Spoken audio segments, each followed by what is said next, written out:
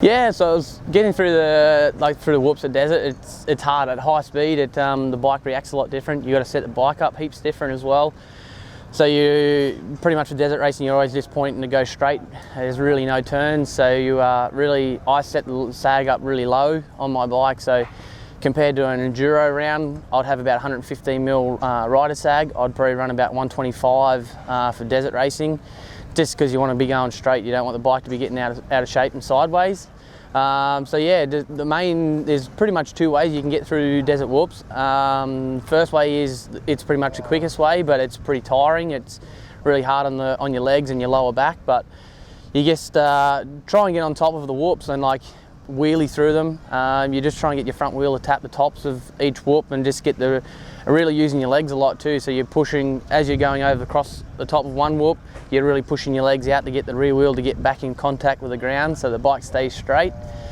And then just getting your front wheel to tap the tops of each whoop along the way, and it's basically the same motion. As soon as you're hitting the next one, you're going into a squatting sitting position, trying to soak that whoop you're on at the moment. As soon as you get across it, then you're trying to push your legs back out again and get the bike back on the ground. So, but like I say, that gets pretty tiring and it's hard on your legs, your shoulders, lower back. And then the other technique to get through them is you can hop through them, which is like just trying to like doubling and like tripling. Sometimes you may even get a quad in one. So it's you've just got to be pretty much spot on with your timing. It is pretty hard once you start going at really high speeds. You can't really judge too much of how far they're apart. But yeah, so you've just got to make sure you're on the gas all the time. So when you're landing, you've got to make sure you're full hard on the gas, and if you're like a little bit sideways, it's not a big drama, but you've just got to make sure, yeah, you've got the gas on and like kind of like preloading off the whoops. And when you're in the air, that's like when you can just get relaxed a little bit, loosen your arms up, let your legs go a little bit, and just trying to just get your breath back a little bit more. And then yeah, it just depends on where you land. If you're timing everything spot on and right, like you can get through some easy, and then you can also, like, instead of doubling and tripling another bit, you can wheel tap one and off one, wheel tap the second one down into the third one. So it just gets a bit of a flow and a bit of motion going. So it's hard work.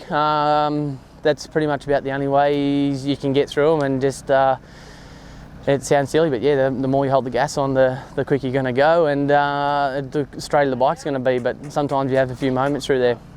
Yeah, so turning on hardpack fast, it's pretty hard because you've got the dampener wound really up really high. So that tries to stop like a bit of head shake. So yeah, you're turning on hardpack ground it's pretty much a knowledge of the track and planning your turns well in advance, like probably 3 turns back. So you've got to memorise the track where you're coming up to, and just plan your turns right. So you start out wide and you just drift in, hit the apex of the turn, drift out wide again. So you're just trying to get a good flow through all those turns.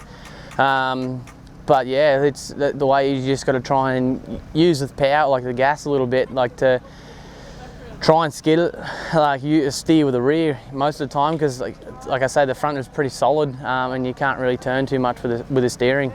Yeah, check out the latest issue of the Transmoto mag with all the tech tips on how to try and get through some desert whoops.